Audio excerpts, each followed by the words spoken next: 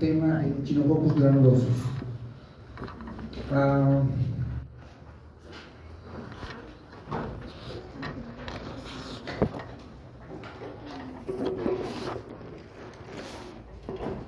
Entonces, Echinococcus granulosus es un parásito muy interesante.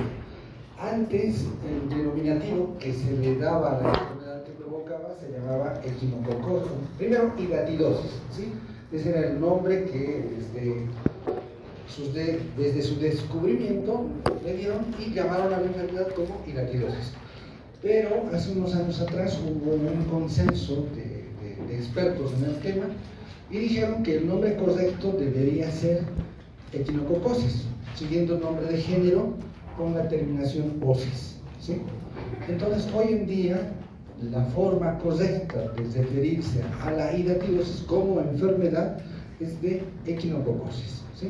Todavía van a encontrar algunos textos que se siguen mencionando esto, pero hay que ir cambiando poco a poco. Entonces, la enfermedad que vamos a ver hoy día se llama echinococosis, antiguamente conocida como hidatidosis.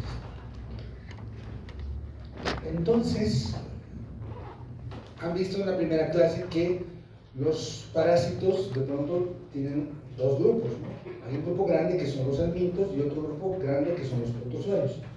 Y los helmintos a su vez se van a clasificar por las características morfológicas en otros grupos también grandes, ¿sí?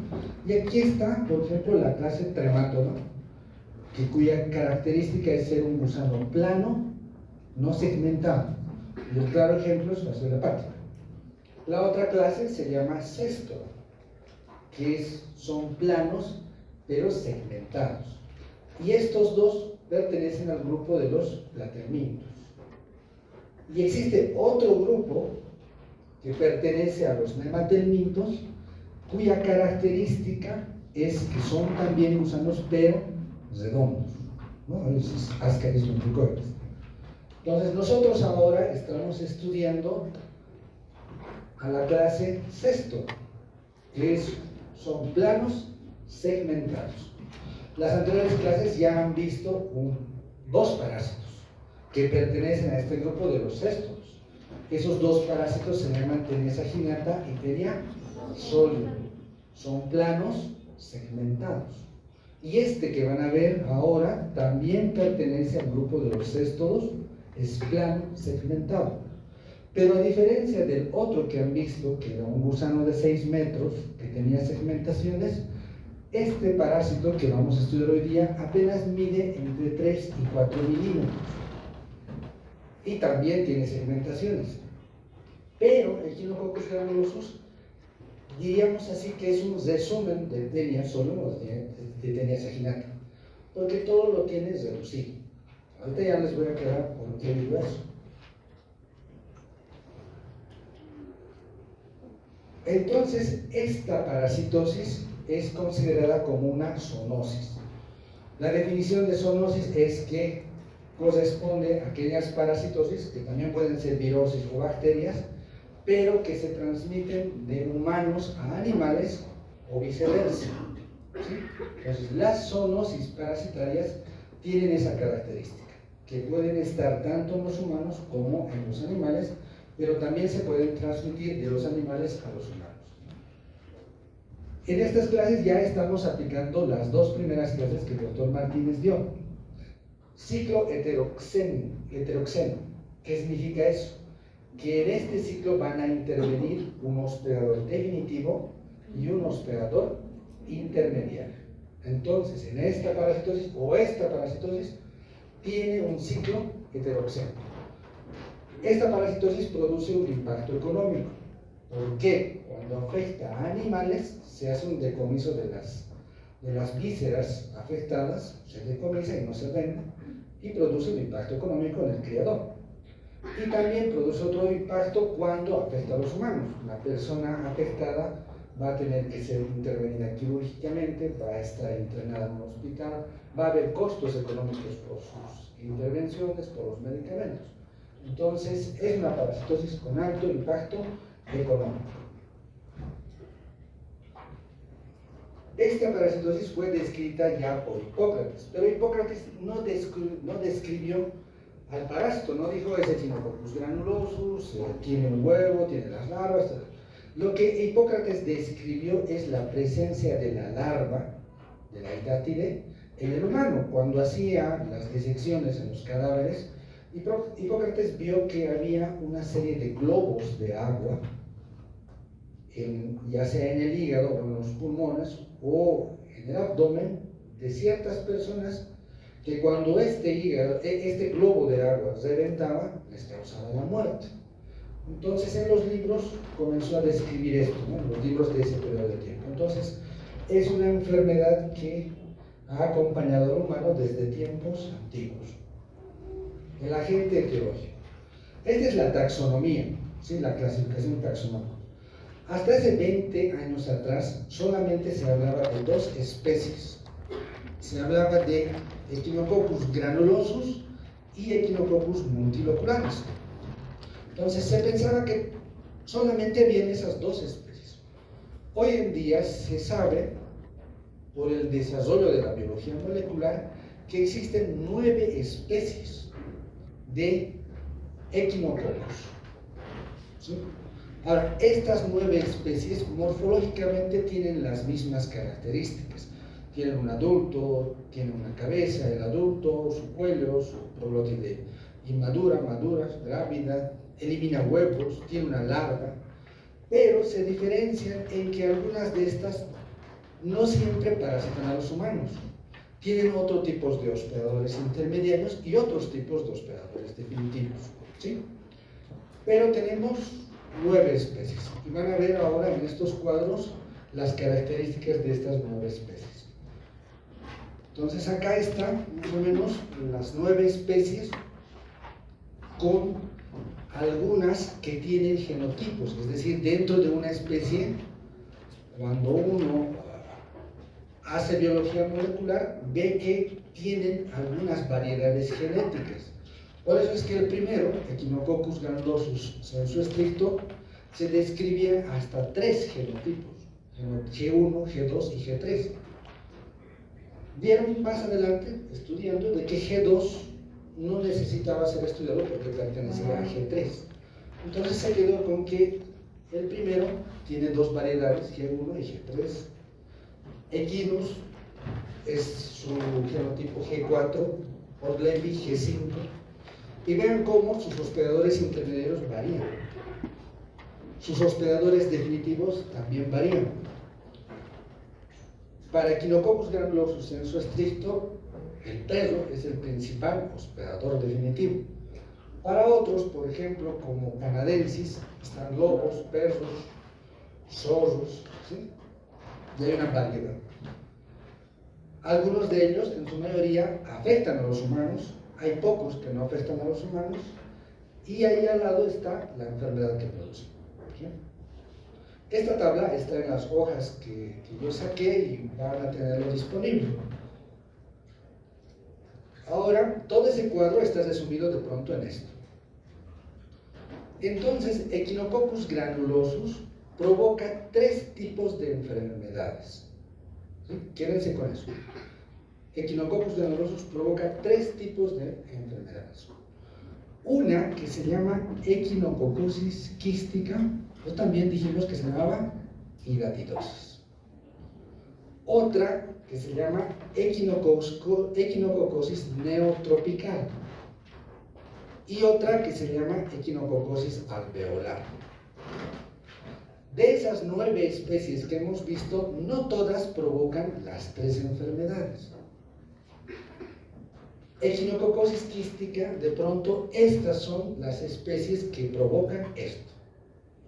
Y su distribución es mundial, es decir, Echinococcosis canadensis, Equinus, Orlepi, todos estos genotipos están distribuidos en todo el mundo, y la Echinococcosis quística está en todo el mundo. Lo que no sucede con la neotropical. La neotropical solo existe en el continente americano y son 2 las especies involucradas en su transmisión.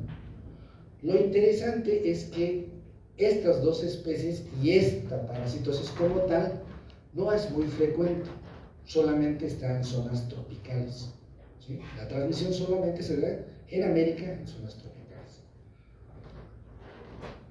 Multilocularis, que provoca equinococosis alveolar, sí tiene una distribución, diríamos, también extensa, pero que en nuestro continente, en América, no hay. ¿Sí? Sí está en el norte, es decir, Estados Unidos, Canadá, en esos lugares, pero en América no hay. Entonces, nosotros, ahora, la clase que vamos a ver, no está tocando ni esto, ni esto. ¿Sí? Solamente ahorita yo les estoy informando lo que pasa en el mundo y cómo se distribuye en el mundo. Lo que vamos a ver ahora es, vamos a describir solo esto, la equinococosis quística. ¿Sí? Cómo se provoca, cómo se transmite, aunque tiene cosas similares con nosotros, pero estos otros tienen ciertas particularidades, que no vamos a entrar en detalle a mencionar cuáles son sus hospedadores, no nos vamos a abocar a eso, solamente nos vamos a abocar en esto, equinococosis quística, porque eso es lo que nos interesa conocer en detalle. Si hay alguna duda, me interrumpen y ahí aclaramos, ¿sí? Entonces, la equinococosis quística o hidatidosis, ya hemos dicho, está provocada por Echinococcus granulosus, sensu stricto, los genotipos G1 y G3. Esos son los principales que se transmiten. Ahora, este parásito Echinococcus granulosus tiene formas biológicas. ¿Sí? Tiene un adulto, el adulto da origen a un huevo, del huevo sale una oncósfera y la oncósfera da origen a una larva.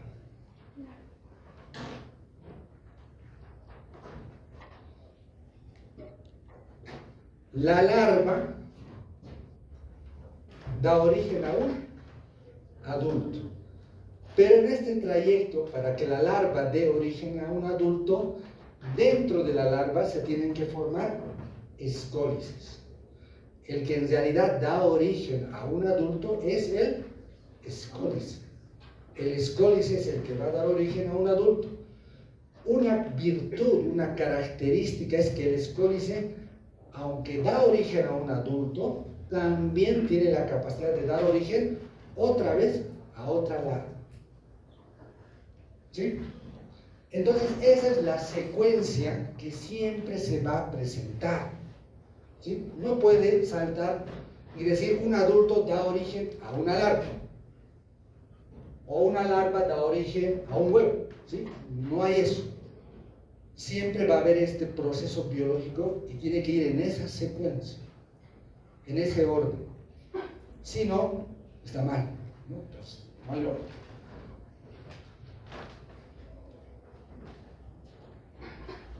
Este es el adulto. Lo que les decía, es un resumen de las tenias.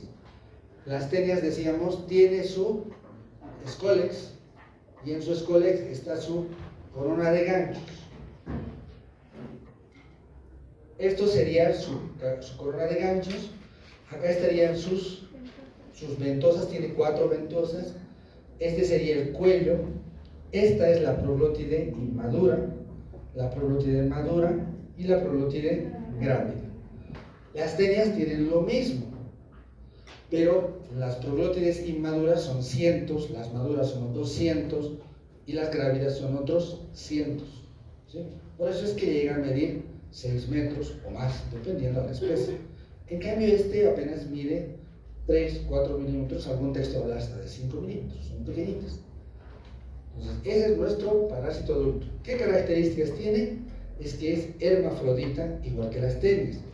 Acá tienen sus dos sexos, es decir, masculino y femenino, dentro de cada proglótide. Acá están inmaduras los órganos genitales, sexuales. Aquí ya han desarrollado y ya se han fecundado, y acá se han atrofiado los órganos sexuales, y lo que ha desarrollado más es el útero. Y esta proglótide grávida está llena de huevos, cerca de 500 huevos. Cada uno tiene 500 huevos. Entonces, cuando está completamente lleno de huevos, esta proglótide se desprende y en el intestino de su hospedador se rompen esta envoltura y los huevos se liberan y los huevos salen con las heces fecales. Y las heces fecales van a dispersar los huevos en el medio ambiente. Ahí está todo lo que les he descrito: escoles, anillo maduro, son algunos otros denominativos que le dan, ¿no?, a las proglótidas. Y vean, esta es una biopsia. Han hecho un corte del intestino delgado del hospedador definitivo. Esas son las velocidades intestinales. Y vean cómo la cabeza del parásito está enclavada en medio de las velocidades y su cuerpito, el resto de las proglótidas, está flotando, ¿no?, en el lumen intestinal. Ahora, lo que hemos dicho, en la proglótide grávida está lleno de huevos. Y esta es la característica de los huevos. Parece una llantita, ¿sí? Este es el aspecto de los huevos. Entonces, en las prácticas ustedes van a ver estos huevos. Y van a ver que son fáciles de identificar. Ahí está el huevo. Ahí están sus partes, ¿sí? Este es el embrión hexacanto. Cuando está dentro del huevo, ahí se le denomina embrión hexacanto. Pero cuando este huevo ingresa en el hospedador, las sales biliares, el jugo gástrico, hace que esto se rompa y se libera el embrión hexacanto. Pero cuando se libera el embrión hexacanto, ya no se llama embrión hexacanto, sino se llama oncósfera. Lo que decíamos hace un rato, del huevo, la siguiente forma biológica es la oncósfera, ¿no? Entonces va a dar origen a una oncósfera.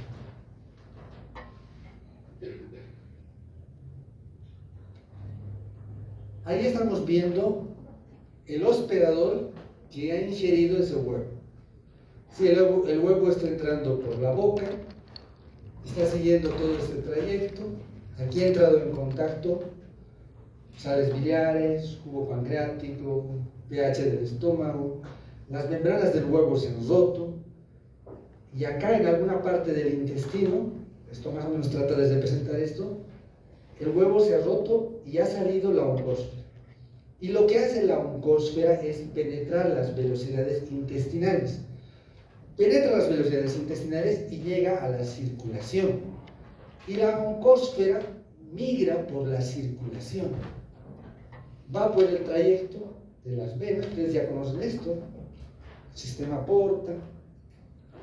Cuando esta oncósfera está migrando por todo este trayecto, llega a un filtro. Y ese filtro es el hígado.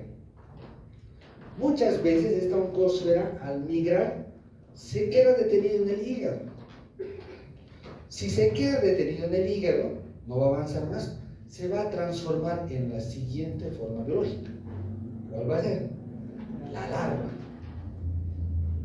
Y esa larva se llama también hidática. Entonces, la larva la vamos a poder tener en el hígado. Ese quiste hidatídico va a estar en el hígado.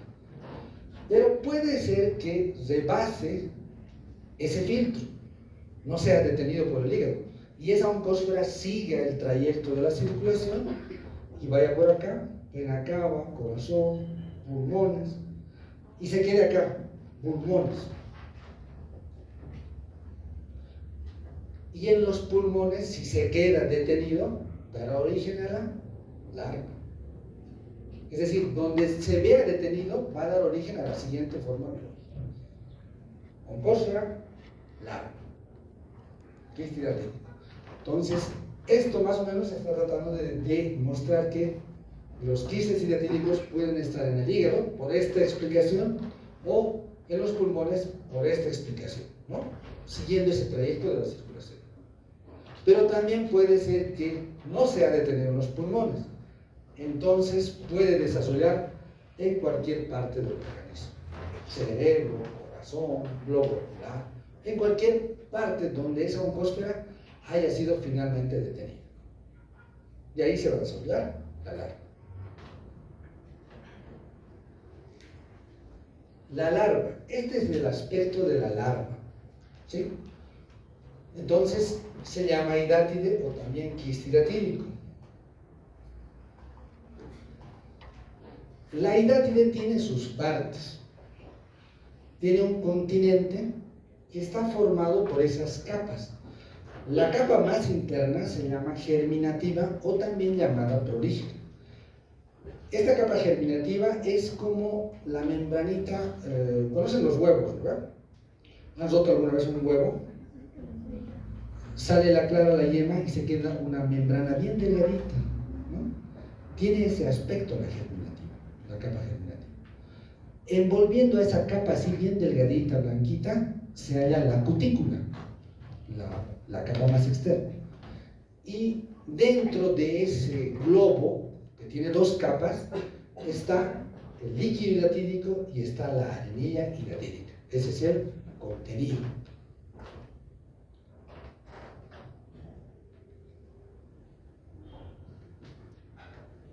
Ah, no se nota, ¿no? Lo voy a cambiar. Aquí hay una palabra, está con rojo, pero ahí no se nota.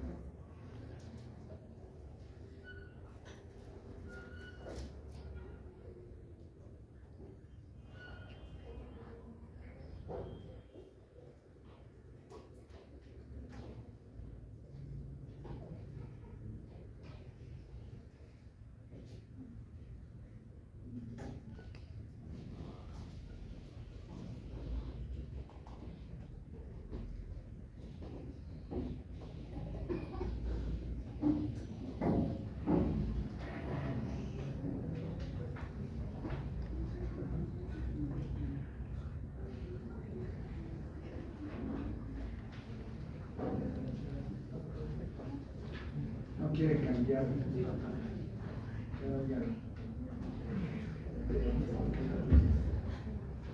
Aquí está pintado con rojo, quiste hidatídico, pero no se nota en la diapositiva y no puedo cambiarlo, se bloquea.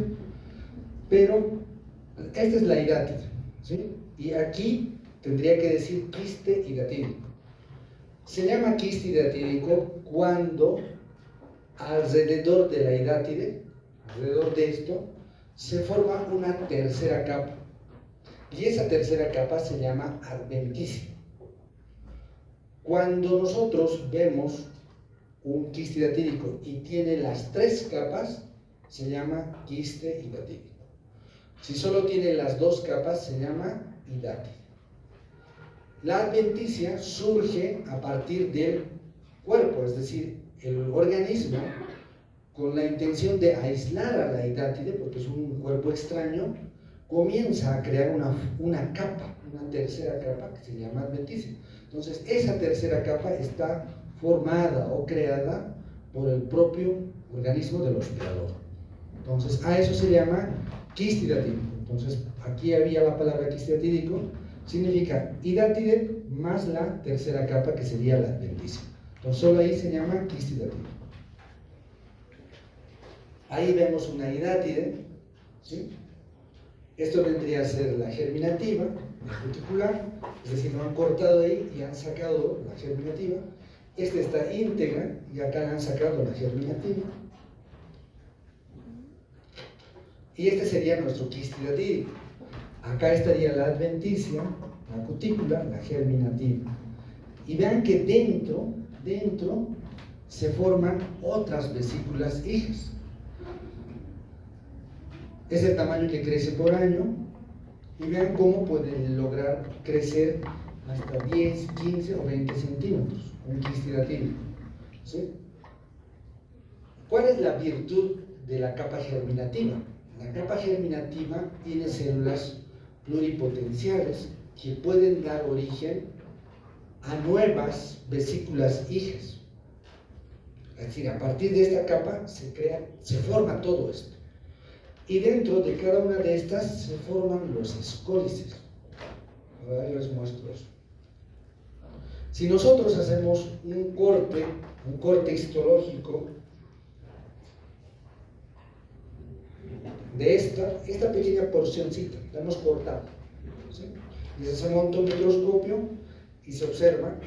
Entonces podríamos ver la capa germinativa, la capa cuticular o laminar. Y esta capa, la que les he dicho, la germinativa, tiene la capacidad de dar origen a estas pequeñas bolitas, a estas. que son microscópicos, ¿sí? 1 micrómetro, 2 micrómetros, miden más o menos, y que están ahí, un montón, miles de escólices, o también llamados protoescólices, ortoescólices, metaescólices, ¿sí? Esto forma parte de la arenilla hidratídica. Ahora, ¿se acuerdan que en el primer esquema estaba adulto, huevo, ongóspera, larva, y luego había otra fecha, pero en la mitad decía escólices? Estos son los escólices, y estos son los escólices los que tienen una virtud de dar origen a parásitos adultos y de dar origen a nuevas larvas o a nuevas hidratias. Entonces tiene esa capacidad este escólice. Este escólice está flotando en un líquido, y ese líquido es el líquido hidratídico. ¿Cómo está compuesto el líquido hidratídico? Por todo eso. El líquido hidratídico tiene una virtud muy interesante. Cuando se libera, la liberación del líquido hidratídico provoca una de las complicaciones más graves en el hospedador. Y esa complicación se llama shock anafiláctico. ¿Sí?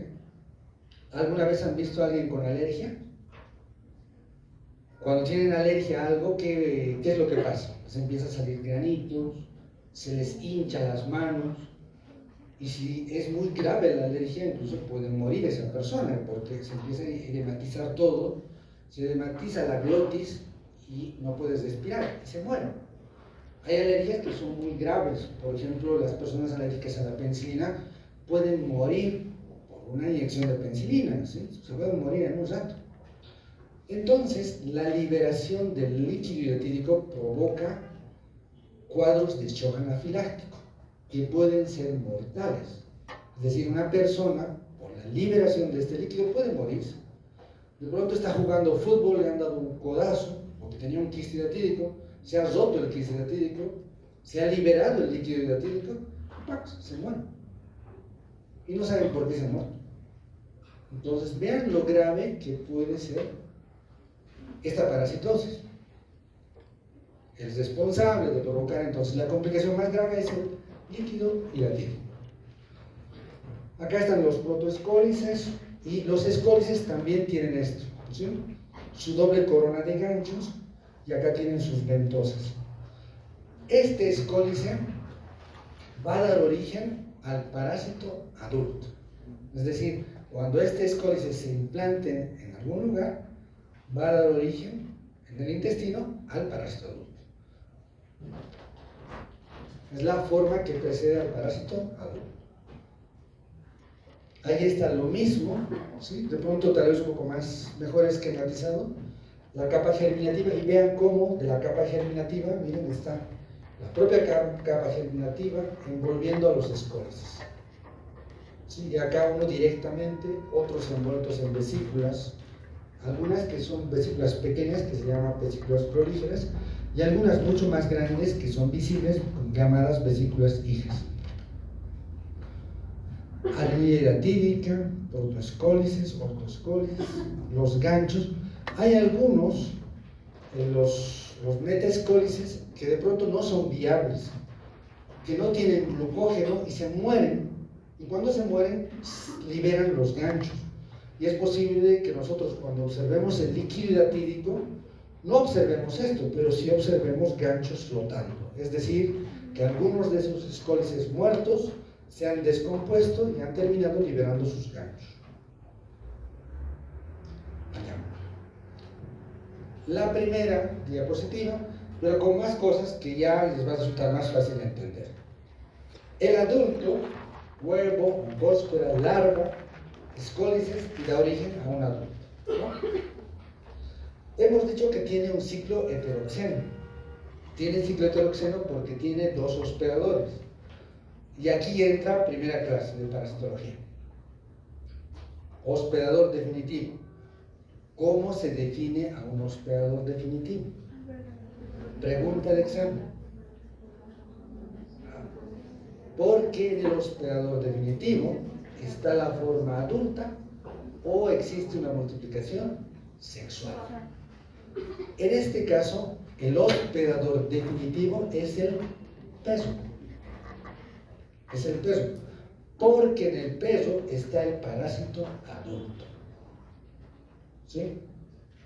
Entonces, vean que cambiamos la lógica. En teniosis, ¿cómo era? ¿Quién era el hospedador definitivo? El ser humano. Porque el gusano de 6 metros estaba en el intestino del humano. Y el hospedador definitivo era el humano. Entonces, ¿se dan cuenta? La primera clase son los términos que vamos a ir aplicando a cada parasitosis. Pues no es lo mismo. Hospedador definitivo para teniosis, humano. Hospedador definitivo para equinococosis, perro.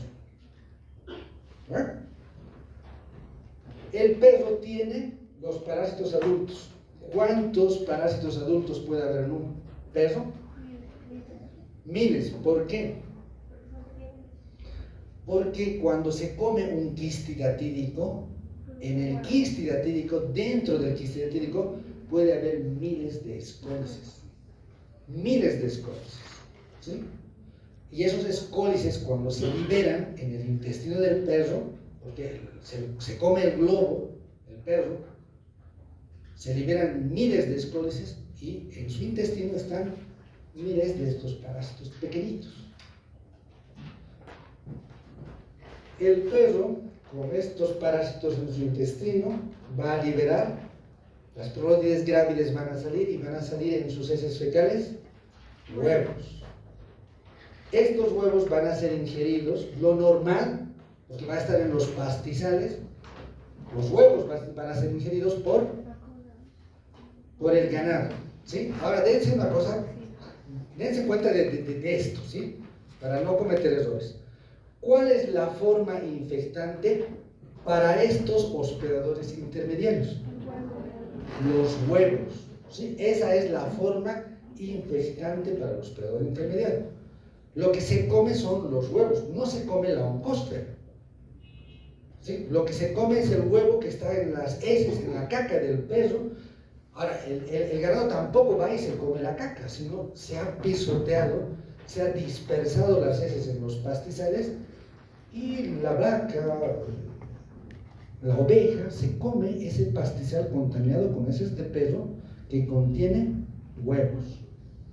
Cuando el huevo ha ingresado por la boca de la vaca, esófago, estómago, se ha roto el huevo y el huevo se ha liberado, dando origen a la oncósfera. ¿Y la oncósfera qué ha hecho?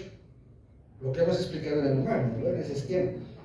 La oncósfera ha penetrado las velocidades intestinales de la vaca, ha seguido el trayecto de la circulación, porque la vaca tiene hígado, tiene pulmón, ha ido por el primer filtro del hígado y se ha pegado la oncósfera y se han formado las larvas, los quistes hidatídicos en el hígado o en los pulmones de la vaca, de la oveja, del cerdo.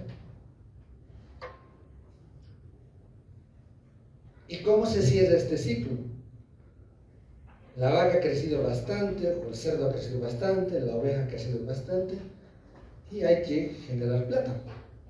Faeneamos a la vaca, y cuando faeneamos a la vaca, justo en el pulmón, encontramos un quiste hidatídico de unos 7, 8 o 10 centímetros, un globo de agua. Como es algo que desconocemos, la gente del campo, que hagas ese hígado o ese pulmón con ese globo grande, le da al bovino, ¿no? Le da al perro. Y el ciclo biológico ahí se cierra. Es decir, la forma infectante para el perro, ¿qué es? ¿Cuál es? El quiste hidatídico, es cuando le estás dando el quiste hidatídico. Pero la forma que va a permitir el desarrollo a parásito adulto, ¿cuál es? El escólice. Se está comiendo el quiste hidatídico, no es que se está comiendo cada escólice. El globo se lo come, se lo mastica, lo está masticando, está haciendo pasar y se están liberando los escólices. Y los que van a dar origen al parásito adulto van a ser los escólices. Y ahí se ha cerrado el ciclo biológico normal entre perros y hospedadores intermediarios. ¿Sí? Pero lamentablemente el hombre interviene aquí. y el hombre se come esos huevos que de pronto habían sido ingeridos por los animales. ¿Cuál es el mecanismo de infección para que el hombre desarrolle hidatidosis? Porque el huevo no se come las heces del perro. Y otra cosa, en la clase teórica les había decir el doctor Martínez, cuando se pide describa el mecanismo de infección, ustedes tienen que mencionar 3 cosas. En el mecanismo de infección tienen que describir la forma biológica, el mecanismo, ¿y qué más? Y la vía. Esas 3 cosas. Entonces, mi pregunta puede ser, ¿cuál es el mecanismo de infección para que el hombre desarrolle hidatidosis? Ingesta de huevos porque es la forma infectante. ¿En dónde? ¿Cómo? Agua contaminada que está contaminada con heces de perro que contienen huevos. ¿Sí? Ese es el mecanismo de infección.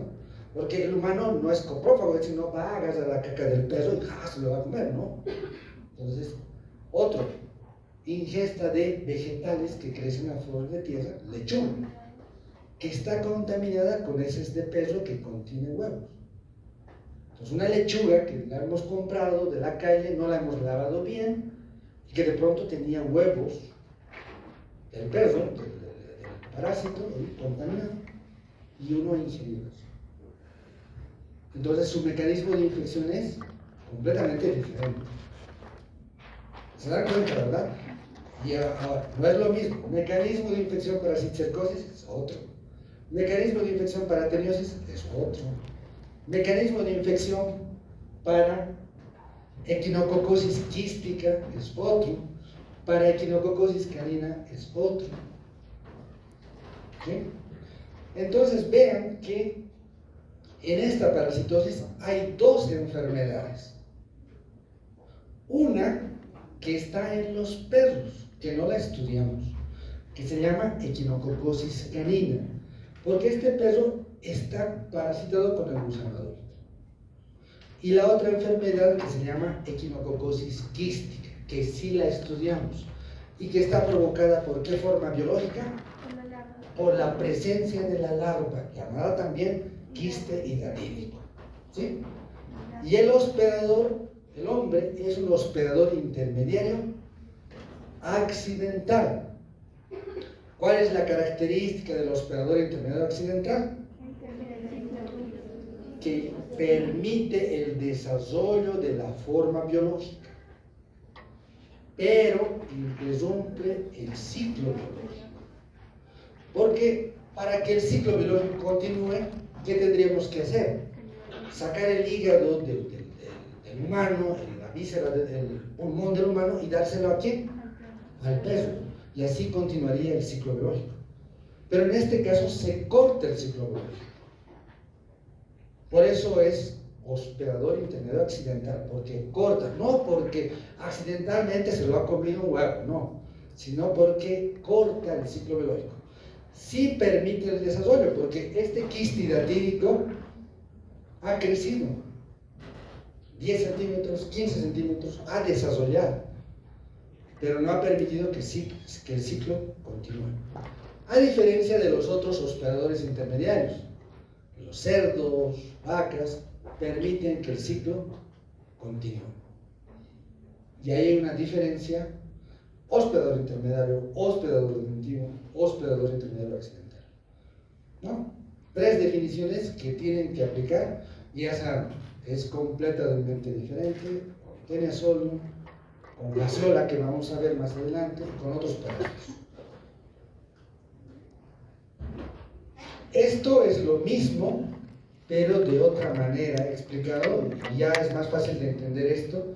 Ven ahí en la parte superior, este es un esquema del epitelio intestinal, de las microvelocidades. Aquí está enclavado el parásito adulto, se liberan las proglótides, las proglótides se revientan, salen los huevos al medio ambiente.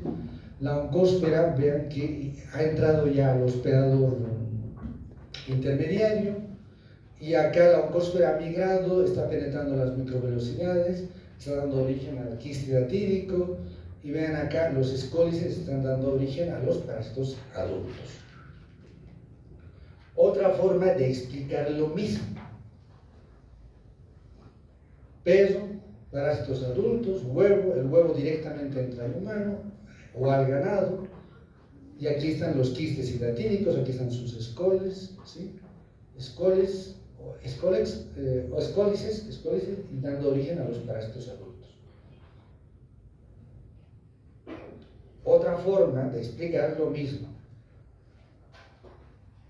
El humano aquí ha faenado un ganado, ha encontrado las vísceras parasitarias y le ha dado al perro. ¿Sí? ¿Quién es el principal responsable de esta enfermedad? El humano. ¿Se puede cortar fácilmente la transmisión de esta enfermedad? Se puede, con educación. Si a la gente del campo tú le dices, no tienes que dar estas vísceras, él te dirá, entonces, ¿qué hago con las vísceras? Entiérralas, quémalas, cortas el ciclo de transmisión. Y tu perro no se enferma. Y tu perro está caminando libremente y no desparrama los huevos. Aquí hay como unos puntitos blancos, acá se notan los puntitos blancos. Es más o menos para esquematizar los huevos que están saliendo y cómo están contaminando el medio ambiente. Acá contaminan los vegetales, se comen los animales de los vegetales, el agua, y dentro desarrollan los quistes hidratídicos. Y el humano también se mete ahí, formando parte del ciclo. Otra forma, tal vez más resumida de explicar el ciclo: el perro acompañando el pastoreo, ¿sí? Aquí en el faenado han encontrado un quiste hidratídico y al final este se lo va a comer y en su caquita va a dispersar todo, ¿no? Y los humanos también van a contraer la enfermedad. Lo mismo ahí ya, ¿qué es lo llamativo de aquí? El huevo que elimina el perro no se le llama Echinococcus, sino se le llama huevo de Taenia sp. ¿Por qué se le llama huevo de Taenia sp? Porque la morfología de estos parásitos es completamente similar, no se puede distinguir. La única manera de pronto nosotros de poder decir, es posiblemente Echinococcus granulosus, es porque es del perro. Como en tenias han debido ver, ¿no? Los huevos de tenias no se puede decir, este huevo es de Saginata o este huevo es de Solio. Morfológicamente son idénticos, entonces se dice huevo de tenia sp. Ahora, el perro puede tener otros platelmintos, ¿sí? Hay Taenia pisiformis, Taenia ovígena, que tienen el mismo tipo de huevo, no se puede distinguir. Por eso es que cuando se ve las heces del perro y si se encuentra el huevo que hemos visto, se le llama huevo de Taenia sp. La única manera de identificar si realmente es Echinococcus granulosus es con biología molecular. Ahí está nuestro perro parasitado, enfermo. Lo llamativo es que a pesar de que el perro tiene miles de parásitos adultos, no le provoca manifestaciones clínicas graves por las cuales el perro de pronto se pueda quejar, aullar o mostrar alguna molestia, ¿sí? A lo mucho que el perro tiene es decir, la única molestia de pronto que tiene es que el perro puede estar con diarrea, pero algunos perros con sus heces ahí compactas, consistentes, nada, igual tienen huevos de Taenia y igual tienen cientos de parásitos, entonces no hay cómo identificar. Ven ahí, este perrito está haciendo sus heces fecales en un sitio de césped, de pasto, y ahí están los huevos característicos que son indiferenciables en esta especie. Una de las formas de tratar esta enfermedad y de evitar y prevenir la equinococosis o hiratidosis es la desparasitación masiva de los perros. Esta es una campaña, la tomé de un libro del Perú, del Ministerio de Salud del Perú, donde ellos lograron determinar sus zonas endémicas y como veían que en una determinada zona había muchos pacientes con hidatidosis, muchas personas, entonces hicieron un análisis de las muestras de heces de los perros. Descubrieron que ahí había una gran cantidad, entonces dijeron, desparasitamos a todos los perros de la comunidad y de esta otra comunidad. Entonces se les da con praziquantel. Y vean, es praziquantel líquido. ¿Por qué? Porque hacerle pasar la tableta al perro es complejo, ¿no? El perro, a ver, métele el dedo y haz que trague la tableta. Hasta hacer eso vas a perder el dedo. Entonces, lo que ellos hacen son unas como jeringas, que esto es metálico, entonces el dueño le abre un poco el hocico y a veces hay que meterle hasta una pequeña tablita aquí para que no te muerda, pero ya le puedes chisquetear el praziquantel y le obligas a que degluta. Entonces es más fácil si es líquido. Entonces esto se ha hecho en el Perú. En nuestro país no hacemos nada de esto, ¿sí? Lamentablemente no hacemos nada de esto. Ahora vamos a hablar de la hidatidosis, todo esto en el humano, ¿sí? Ahorita hemos visto equinococosis canina, pero ahora hidatidosis humana o equinococosis. Entonces estas son las acciones patógenas. Igual, primera clase teórica, han visto que existen como 5 o 6 acciones patógenas. Ustedes ya tienen que saber definirlas y hacer que se adecue a cada parásito. Entonces, acción mecánica, hay de 2 tipos, mecánica y obstructiva. En este caso, de pronto puede haber una obstrucción. A medida que el quiste va creciendo, puede obstruir conductos, ¿sí? Puede ser una mecánica obstructiva.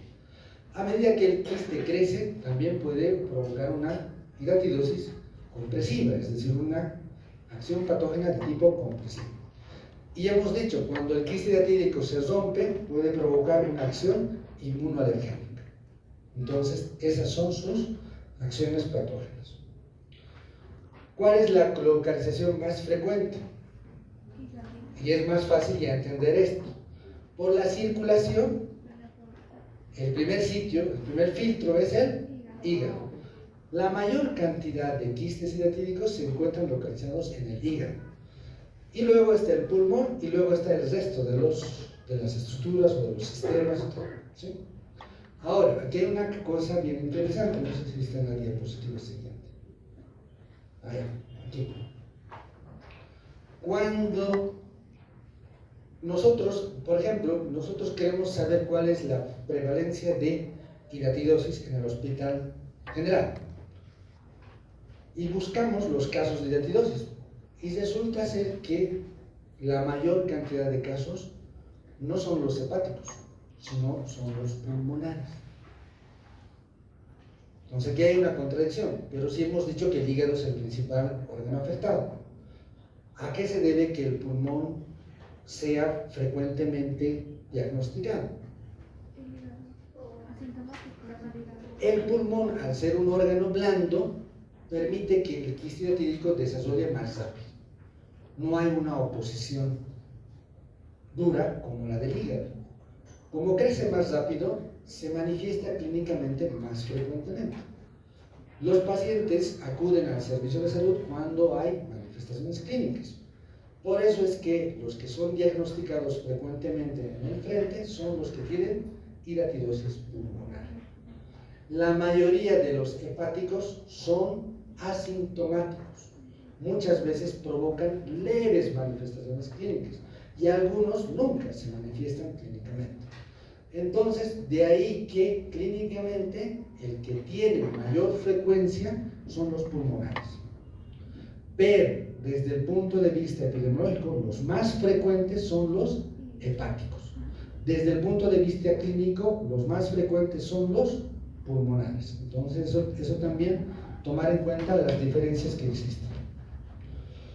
¿De qué depende la sintomatología? Número de quistes, no es lo mismo tener 1 a tener 2 o 3. Tamaño del quiste, en sus estados iniciales, la hidatidosis o la equinococosis, va creciendo poco a poco. A un principio mide 1 milímetro, 2 milímetros, 1 centímetro, 2 centímetros, 10 centímetros, 15 centímetros. Entonces, No es lo mismo tener un quiste de 1 centímetro a tener un quiste de 10 centímetros. Órganos afectados, no es lo mismo que esté en hígado, o que esté en pulmón, o que esté en cerebro, o que esté en ojo. Localización y complicaciones, no es lo mismo que un quiste se sobreinfecte, o que se rompa en pulmones, o que se rompa en abdomen, si las consecuencias van a ser diferentes. Asintomático, más del 60% tiene esta característica, es decir, tienen el quiste diatídico y no presentan ninguna manifestación. Cuando hay síntomas pueden presentarse estos 3 tipos de síndromes. Averigüen y precisen cómo se define síndrome. Síntomas más frecuentes dependiendo de las localizaciones. Muchos de estos son completamente inespecíficos, ¿sí? Por ejemplo, hepatomegalia, crece el hígado, causas de hepatomegalia.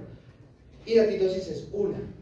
Puede haber otras patologías que también pueden provocar hepatomegalia. Lo mismo, dolor en el hipocondrio derecho, epigastrio, náuseas, vómitos, urticaria, distensión, todo esto es inespecífico, porque todo esto puede estar por N patologías. Entonces, no hay síntomas específicos para decir, esta persona está con hidatidosis hepática, ¿sí?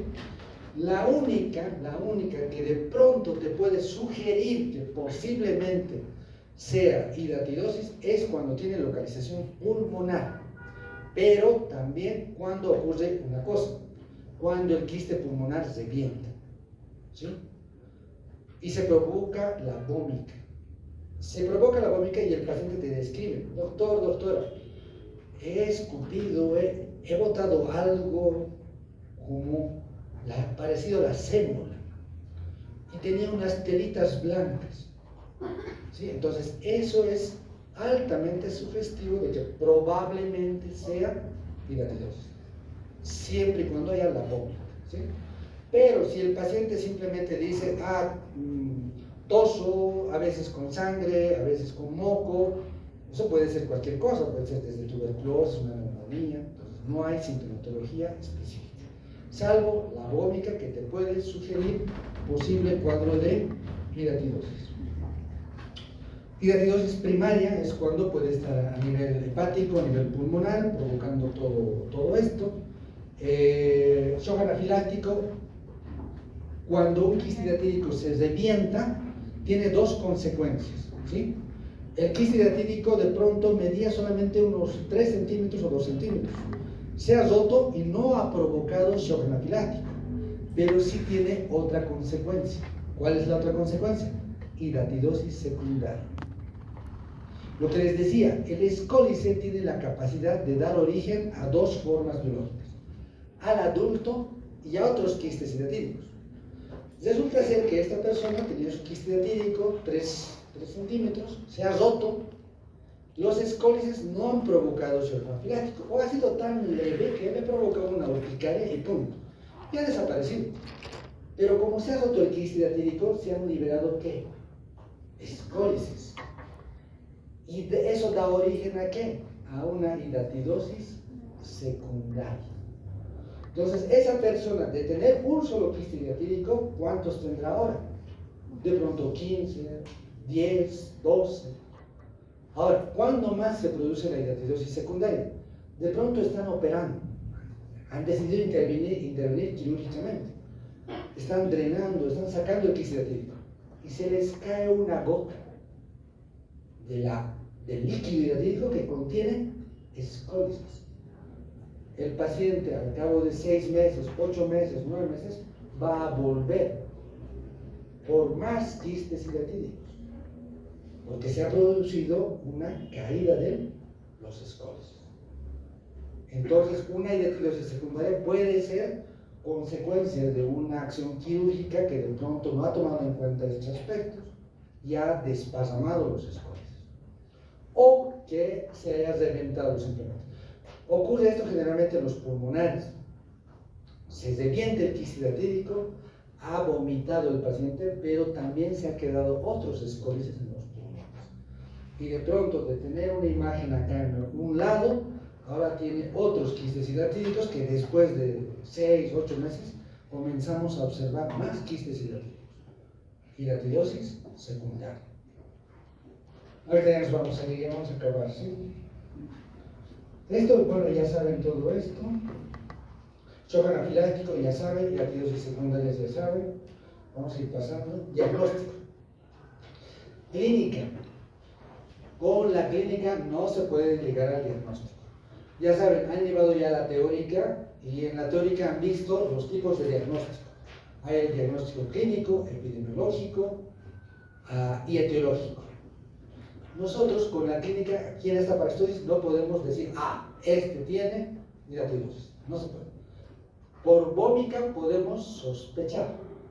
La única forma de confirmar, por ejemplo, sería, el paciente está escupiendo, está con vómica.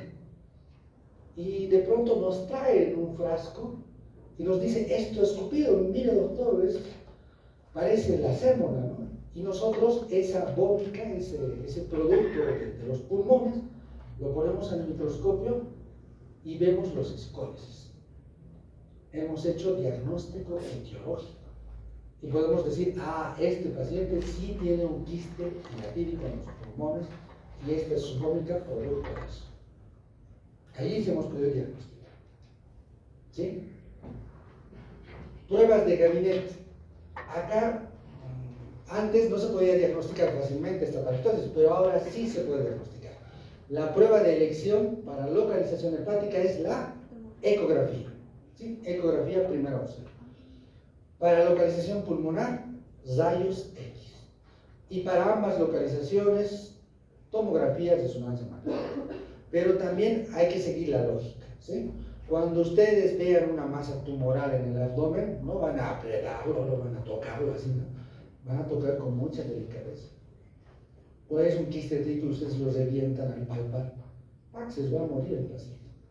Entonces, si ven un quiste, una masa tumoral, porque puede ser quiste hidratídico, puede ser un tumor, puede ser un cáncer de hígado, qué sé yo. Palpan que algo está creciendo y el paciente les va a decir, esto sentía algo acá, pero en los últimos meses, casi unos 6 meses, ha ido creciendo más y se ha hinchado. Y siento que se mueve como si hubiera algo aquí. Con la delicadeza ustedes harán su orden y pedirán ecografía. Y el ecografista les va a decir quiste hidratídico, que si Garbi 1, Garbi 2, casi. Lo mismo, en el pulmón, está con tos, expectoración. Muchas veces ni piensan que es hidratidosis. Puede ser tuberculosis. Ven quiste hidratídico. ¿Sí? Entonces, vean, ahora, ustedes nunca van a tener la lógica de decir, está con tos, tomografía, ¿no? Tiene una secuencia. Una tomografía de pulmón, ¿cuánto te cuesta? Ya pónganle 800 bolivianos. Una radiografía, ¿cuánto te cuesta? Creo que estás en 50 bolivianos. Entonces, costo-beneficio. No es que porque es tu paciente le vas a hacer gastar, ¿no? Hay que seguir los protocolos. Epidemiológico. Viene de batallas, viene de Bucaramanga. Son zonas endémicas. Te permite sospechar que posiblemente sea hidratidosis. Y etiológico. Siempre se debe llegar a un diagnóstico etiológico. En la mayoría de las veces hay que tratar de llegar a identificar cuál es la causa. ¿Cuál es la causa? Ustedes tienen la certeza de que es un quiste hidratídico. Entonces, con esa certeza inician tratamiento. De pronto dicen, es quiste hidratídico, pero no tienen la certeza. A veces es un tumor, a veces es un cáncer. Y el tratamiento es otra cosa, ¿sí? Por eso tener la certeza de qué es lo que van a hacer. Hay pruebas de gabinete, vean, ahí está la imagen en pulmones. Acá está el quiste hidratídico, acá está otro quiste hidratídico. Esta es la clasificación de Garfi, no les voy a dar detalles, pero están en las hojas, bien detallado. ¿Sí? Aquí están los tipos, el tipo 1, tipo 2, cómo la membranita se va desprendiendo. ¿Sí? Hay varias características cuando está lleno de varios quistes, ¿sí? O cuando se comienza a necrosar, porque los quistes hidratídicos no viven eternamente, no viven 100 años. Tienen un tiempo de vida, viven 1 año, 2 años o mucho, y luego van degenerándose y van muriéndose, ¿sí? Y finalmente terminan calcificándose, como los cisticercos. Los cisticercos han visto que tienen etapas, ¿sí? Y van cambiando en las diferentes tomografías. Uno puede ver la secuencia de vida del cisticerco hasta que se muere, se calcifica y ya no provoca ninguna patología. Lo mismo, el quiste hidratídico calcificado no provoca ninguna patología. Ahí están las variedades, ¿sí? Acá están las membranas, cómo se desprenden. Acá está empezando a sufrir, está empezando a morir el quiste atídico. Aquí son múltiples vesículas. Aquí ya se han desprendido las membranas, están ya casi muriendo, ¿sí? El signo del nevado, ahí esos múltiples escólices o vesículas prolígeras y vesículas ígeas que aparecen como puntos de nieve. Membranas separadas, esto ya lo les he dicho. Tal vez de todo esto lo más llamativo sería los quistes mayores a 10 centímetros se operan, los menores a 10 centímetros pueden ser tratados simplemente con albendazol, ¿sí? Aquí están las pruebas que se piden, los exámenes de rutina. Por ejemplo, un hemograma, perfil hepático, no te diagnostican. Sí te permiten decir, puede haber una alteración en la serie blanca, serie roja, hay alteraciones en el perfil hepático, pero no son, no te permiten llegar al diagnóstico etiológico. Las pruebas serológicas sí, es decir, allí hay varios tipos de pruebas serológicas. Con 2 pruebas serológicas se llega al diagnóstico etiológico. El examen parasitológico solamente te sirve cuando es vómica, ¿sí? ¿Por qué? Porque no puedes tomarle una muestra de heces al humano, porque él no tiene parásitos adultos. A diferencia de teniosis, sí se puede tomar un copro parasitológico. Pero ¿a quién le puedes tomar examen parasitológico, copro parasitológico? Al perro, ¿sí? No al humano. Las pruebas de gabinete, ya saben, rayos X, pulmones, ecografía, hígados, tomografía para ambos, pero hay prioridad. Siempre comenzar por ecografía cuando es hígado o rayos X cuando es pulmón. Si una serología te sale negativa, hay que hacer el contraste con la imagenología. Muchas veces la prueba serológica te puede salir negativo, sin embargo, tienes una ecografía con imagen compatible con un quiste atídico. El tratamiento. No existe un solo tipo de tratamiento. El tratamiento se define dependiendo a estas características que hemos mencionado. Puede ser quirúrgico, puede ser. ¿De qué depende? Del tamaño. Se puede hacer drenaje percutáneo, es decir, hay una cirugía que se mete un tubo, se aspira y sin abrir se saca el quiste atídico. Puede ser farmacológico, es decir, mide 3 centímetros, ¿para qué le vas a abrir? ¿Por qué no le das solamente albendazol? Algunas veces simplemente se hace observación y a veces el quiste atídico no crece, 3 centímetros en los hígados y se muere espontáneamente. Entonces también esa es una forma de tratar y seguir lo que les dije. Este es un quiste atídico. Les voy a contar muy poco porque ya quieren irse. ¿No? ¿Sigo contándoles entonces? Este quiste atídico pesó 15 kilogramos. Lo operaron en el Hospital Juan 23. Este es el doctor Tapia, que trabaja en el gastroenterológico, tal vez sea su docente más adelante. Y lo llamativo de este quiste atídico es que la mujer que tenía este quiste atídico estaba embarazada. Entonces, cuando le diagnosticaron el embarazo, le dijeron que había interrumpido el embarazo, había que provocar un aborto terapéutico, porque era o la mamá, o salvar a la mamá, o bueno, si se reventaba el quiste atídico, se iba a perder al bebé y a la mamá. Entonces, le dijeron que iba a perder al bebé, porque si no también la mamá se iba a morir. Y la mamá y el papá dijeron, no, vamos a correr el riesgo. El día de la presentación vamos a ver el video, el documental de esto, ¿sí? Ahí van a saber cuál ha sido el desenlace. Ya es hora, tienen que ir a tomar su cocoa.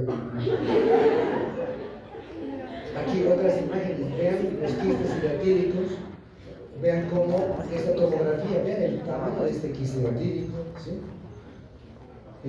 Acá están estos en los pulmones, están abriendo, vean acá uno, bueno, acá está en esta partícula 121 milímetros, o a 12 centímetros, casi equivaldrían. el quiste diatírico, vean acá. Otros quistes diatíricos, acá están sus vesículas hijas. Esta patología es muy frecuente. Vean cómo puede estar un niño, ¿no?, con un quiste diatírico. Denle un golpe a este niño y su quiste se mienta ahí, se muere. Y vean, esto es lo que frecuentemente permite la transmisión, ¿sí? En el área rural se hace el faenado ahí en el peridomicilio, y encuentras algo raro y ahí está el Bobby esperando a que le den su parte, ¿no? Es un quiste diatírico con su hígado o su pulmón y él será feliz. Vean aquí lo mismo, ovejas, y acá los quistes, los pulmones con quistes, y los perros, acá está el perro esperando su porción. Esto es en el alto. Y acá, miren, han faenado y algunas vísceras se lo están comiendo los perros, ¿no? Es decir, y eso es lo que permite que la transmisión ocurra. Desconocen qué es el quiste diatírico y lo primero que hacen es darle al perro, ¿no? Miren, acá está el perro, hasta el gato está esperando su carne, ¿sí? Y estas cosas, vean, el perro tiene 1500 enterococos granulosos adultos. Cada proglótide tiene ¿cuántos huevos? 500. Este perro en sus heces ha defecado justo hoy día 200 adultos han liberado sus proglótides grávidas. 200 proglótides grávidas por 500 huevos cada uno. ¿Cuántos huevos ha eliminado sus heces fecales? Ahora, el perro, aquí a veces se le queda heces fecales en su región perianal. Y el perro no es pulcro como el gato. Al gato no le gusta nada eso. En cambio, el perro con sus heces fecales está ahí pegado y sigue caminando. ¿Y qué hacen los perros cuando se ven entre ellos? Se huelen y se lamen, ¿sí? Si aquí había heces fecales y este le ha lamido, y este después va a hacer su limpieza de su pelaje, ¿no ven? Y los huevos que tenía aquí, este se va a esparcir aquí, y este mismo cuando se lama, se haga su limpieza, también va a hacer que los huevos se dispersen en su pelaje del perro.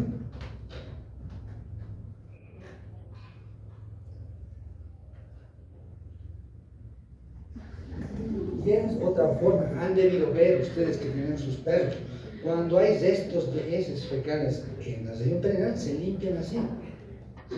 Se arrastran para que les debe molestar, ¿no? Entonces vean, huevos que se están dispersando, ¿no? Y esto lo cambiaremos de escenario y es césped, el campo, el área rural. Y uno a veces ve, ¿no?, el área verde, ¿no?, y dice, chiji, césped, se echa, ¿no? Y no sabes, puedes estarte contagiando, es decir, contaminando. No sabes si ha estado un perro por ahí y esparciendo sus heces fecales. Estas son fotografías de batallas, ¿sí? Miren, ese niño está con su manzana y le está acariciando a su perro. Debe ser un área rural. Este perro está, esto que está negro ahí, eran sus heces fecales. No encontré la otra foto que estaba, le saqué la foto de la colita con sus heces fecales. Y estas niñas están jugando con los perros. Y aquí están, miren, aquí están sus heces fecales. Y esto era un perro también muy bonito. Y lo abrazaban, jugaban, cosas que hablan con él. Ese es el mecanismo, otro de los mecanismos para contraer la dentidosis. El contacto con los perros, ¿sí? Es decir, hemos dicho un mecanismo de infección para que el humano contraiga la enfermedad es contacto o ingerir agua con heces fecales, vegetales con heces fecales. El otro es el contacto, ¿sí? Este niño, ¿qué debería hacer? Juega con el perro, listo, lo acaricia, lo besa, lo lame, le da un beso. Pero después de todo eso, voy a comer una manzana, lavarse las manos y comer la manzana. Pero que agarra directamente la manzana, se lo come. Y ahí se contagia. O agarra su pan, ¿no?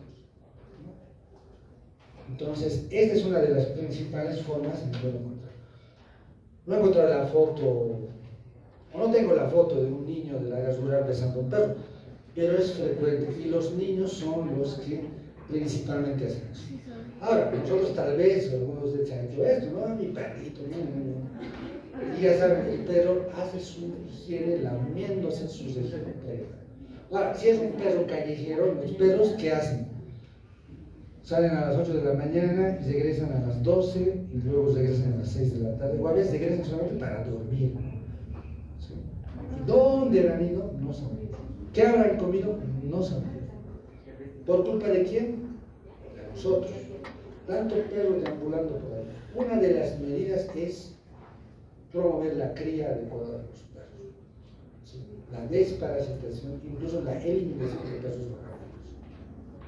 Es más trágico ver a estos perros que están en la calle, es decir, cuando deambulan, comerse pañales. Se comen los perros, de hambre se comen. Se comen los pañales, ¿no? Estas son vísceras del matadero de Bataños. Cuando fuimos a ver y fuimos a colectar quistidatíricos, a los del matadero les preguntamos, ¿y qué hacen con esto? Nada, lo botamos en la esquina, lo botan, pero el perro se lo come. Sí, se lo come. Porque desconocían que había transmisión. Es decir, la gente no tiene la remota idea de que esto también puede tener el humano. Diferencia entre profilaxis y control. Medidas de profilaxis son medidas individuales. Control, medidas para la comunidad. ¿Sí? Son dos cosas diferentes. Aseo de las manos, lavado de frutas y verduras, beber agua para actos, evitar que los niños beban. Son medidas individuales. No mezclen esto. ¿Sí?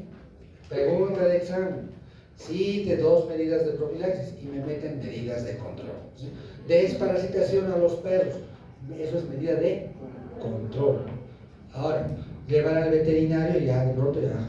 Pero ustedes tendrían que decir, estas medidas de profilaxis son medidas individuales.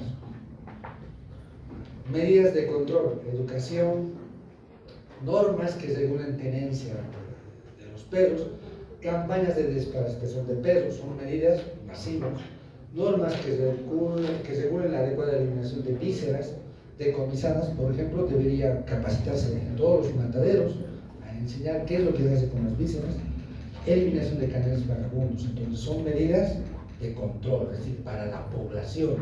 ¿Me están entendiendo, verdad? Profilaxis individual, control, población. ¿Sí? Dos cosas diferentes. Lo mismo, medidas de profilaxis para teniosis, medidas de control para teniosis, medidas de parasitación son completamente diferentes. Ya, esto solamente de manera general. Bolivia es considerada zona endémica para hidatidosis. Ya, me están cansados, no les voy a dar muchos detalles. Este es el trabajo que hicimos en Bolivia hace unos 3 años, ¿sí? Encontramos toda la bibliografía que estaba relacionada con hidatidosis y se publicó en esta revista. Les voy a pasar el artículo para que lo puedan leer. Y esto se los puse para que más o menos se pueda entender. Estos son todos los lugares donde existe transmisión de equinococosis quística en animales y equinococosis canina, los que están con estrella, ¿sí? Entonces son datos desde el 2000, desde 1913, toda la información. El sitio más endémico de transmisión es La Paz, ¿sí?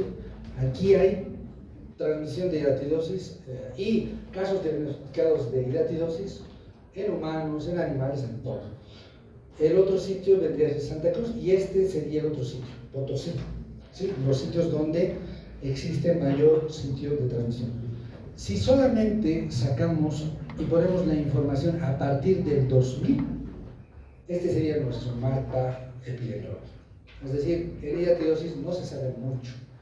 Lo otro era con información histórica desde 1913.